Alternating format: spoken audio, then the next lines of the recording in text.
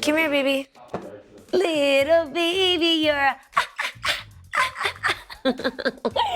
I know, you're so cute. Hello, Hunnay. Thank you, Vivea, for sponsoring this episode. Hi. Hi. She's smiling from there. Oh my God, I love her everything. She's everything. So, even though I'm a new mom and I'm still learning some things, that doesn't mean that there are already things that I've experienced that I would do differently if I knew what I know now. I like people like me who tell you things that other people don't tell you. And this is my journey, my experience, and this is what Jeannie would do different had Jeannie known 5 months ago what she knows now. That was wild, but I'll work with it. Okay, before I tell you the 10 things I wish I had known before Monaco arrived, I want to tell you about these shoes that I got going on that have been helping me skedaddle through my life and be comfortable at it and cute, and that is my Viveas. Vivea are my go-tos when it comes to being comfortable, but also really cute. They have the most amazing wear in them for whatever you want to get into, but they're also made out of recycled plastics and materials. You may pan down, Mario, on my beautiful ivory Viveas that go luxuriously with my rust pants. These are the cream ivory arias, and the reason why I love these is because they're just so comfortable. They dance, they twirl. I also have the black because this is an obvious color choice that everybody should own. I also really like the point to them because they just lengthen your leg line a bit more to make you look so tall and fabulous even though you're not wearing heels. These are the Julies. These are really cute here. I got a couple of these for my friends. It has that beautiful Audrey Hepburn little toe, just a light heel, and they're so lightweight. You guys would be shocked. You would be shocked at how these feel when you're running around. Monaco! Yay, my Amazon came. Or when you're gliding to your husband. So cute. These shoes actually inspired why I wanted to do this episode about things that I wish I had known sooner. Like the fact that, I know, Monaco, like the fact that it's really stress-free to wear things around babies that you know you can wash. Getting baby milk and breast milk on things that, were too expensive to go and dry clean so much, or even just having to throw away. I've gotten so much baby spit up on a lot of my shoes. I love the Viveas because they're easy to wash. I learned that you could wash shoes. I never even knew you could do that. So easy to just get up and go from being in the house to out the house. It's a multifunctional shoe that's also really cute with your outfits. We need that. Make sure to click the link below with code Jeannie, and you got 18% off because you're my fam. I'm gonna tell you my labor story a little later on, but there are some things that I wanna tell you now when it comes to things that I've learned that I didn't know back then, and that is, I wouldn't have induced when it came to giving birth to Monaco. I'm a little bummed about it, to be honest with you. When you're pretty much about 39 weeks pregnant, you're good to go. You're ready and safely able to give birth if you wanted to induce. Wake up on that given day, stretch, have your morning breakfast, pretty much do exactly what you planned, and then go to the hospital at your own time and your own leisure and have a planned appointment waiting to induce you. It sounds great in theory. For me, it did at the time. It sounded great because we had COVID run through our family. I had managed to dodge COVID from everybody, so I didn't put Monaco in any danger. Our family was all visiting for the holidays, so I just thought, okay, let me induce so selfishly I could benefit from a convenient birth.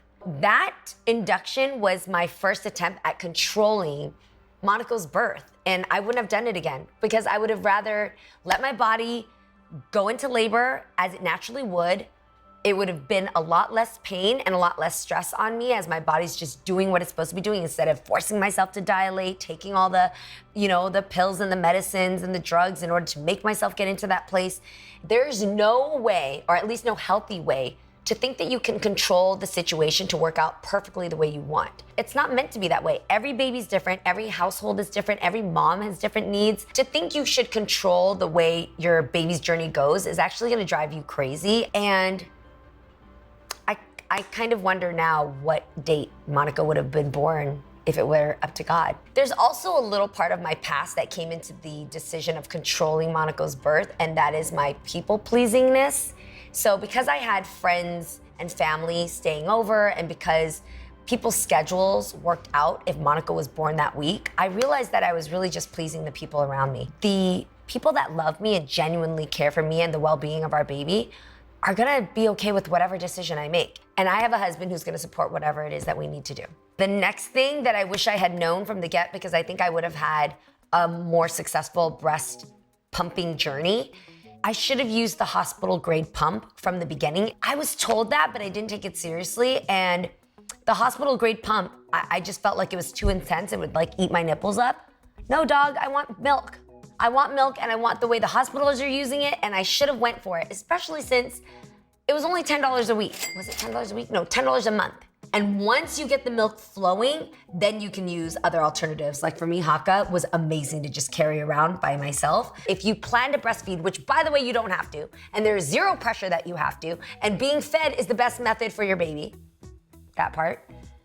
If you're gonna pump, get a hospital grade pump. BT dubs, I love hacks when it comes to taking care of the baby. So if you know any, will you please comment below and share them with me, because I gotta learn more, man. I gotta save some time and money, Hunnay.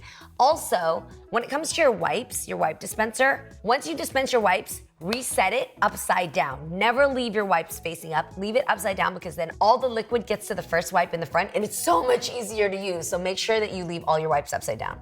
You're welcome. I never thought that swaddling would be in my career. I never thought that it would be something that I would be so highly sought after for. But yeah, I'm kind of like the queen swaddler. I'm amazing at it. I have a karate chop method. I have a roly-poly, like tightening, like I really knock it down. I just know how to secure it really tight, and I know how to make the baby like really snug as a bug in a rug. Babies are known to flail their arms or move a lot, and their jerky movements can often wake them up or scare them. That's why it's important to put a baby in a nice snug position that's as close to the womb as possible, so the baby remembers what it was like to be in a nice little snug position, and that's when the baby sleeps for hours. And you can get your sleep, your rest, you can get on your gram, you can get some work done, because that baby will not be waking up. One thing that I heard so often, especially when I didn't want to have children, people kept telling me, it's gonna be different when you have your own. No, I always felt the same way I felt about kids, which is they're awesome. I love spending time with them, but I don't need to have any of my own. The second Monica popped into my life, I saw her totally differently. I mean, my dedication to her, my commitment, my ability to wake up at whatever hour of the night and go get her, whatever it is from way across the room, like a lotion, a bottle, if I had to stay up 3 days in a row to feed her, I didn't care, like anything for my baby. I don't know if I would have felt like that about my friend's kid or, you know, my cousin's kid. Like, of course you're supposed to be responsible, but you're also like, oh my God, just go to bed. With Monaco though, anything she needs, I'm there. I'm basically like Monaco's sucker. Like whatever Monaco wants, I'll do it. And there's nothing gross about her. That's the crazy thing. There's a weird rumor that's gone around our house. I don't know if it's really true because I haven't seen her do it. But I heard that Grandma Mai takes Monaco's pee and like puts it on her skin. In the past episode where Mama Mai was talking in the grandparents episode with my dad, she actually admits to using Monaco's pee on her face. So I haven't seen it in person. So I take the diaper, I put it on my face. I want to see how's it. I'm telling you the truth. You want to try it? You try it tonight. I put it in my face to see is it cute acne, make my skin, you know, real good. And this is why I need to be in every episode moving forward. Please comment about that. But that episode right there showed me that it is so true. When it's your own, you don't care, dude. Nothing's gross to you. You literally don't care. Monaco's socks are everywhere but on her feet. I don't know what it is about baby sock companies. They make the little L shape, they make the elastic wrap around the baby's ankles. Babies have cankles. I don't know why the math ain't mathing. Like, why aren't the socks staying on the ankles if they never stay on? So I'm asking all the goat moms out there, when it comes to keeping your baby's socks on, what is the hack? Teach me. How do you keep your baby's socks on? When you hear my labor story, you'll see that I waited until like I was at like a 7-8 pain threshold to get my epidural. Ladies, I would definitely hook up that epi right around a 3, maybe 4, because it takes so much time for the doctor to get that sword situated that he's about to put down your back. Do not wait till a 7-8 of pain. Do it at a 3-4. I waited, and by the time I did it at a 7, I was at like a 10. Like sharp jabs, like couldn't breathe, and the contractions were coming so hard that the doctor couldn't keep me still to get the epidural in at the right time. That said, the other thing that I heard everybody say, and I didn't believe it, not even up until the last second, until now, is every mom tells you that no matter what pain and what dangerous feats you go through in order to have your baby, you literally have amnesia about it as soon as you have the baby. Everything's forgotten. You look into the eyes of your newborn and you forget everything that you had gone through. And that's exactly what happened with me. Even though it was the most excruciating pain that I had endured and the longest, most anxiety-filled 30 hours I've ever experienced, all of it out the window, and made me feel pretty confident that, like, honestly, I would have looked into home births. I think that inducing and also getting the epidural so late just dramatized my birth experience so much more. I know that I just told you to get an epidural, but at the same time, look into home births. But my whole point is, your journey is yours. Be excited about whatever your journey is supposed to be and share it with a friend, but don't feel like you ever have to have a story like anybody else's. Thank you for watching. Don't forget to subscribe. I have so many videos coming out and I'm so excited for you guys to be a part of them. Thank you, Vivea, for sponsoring this episode.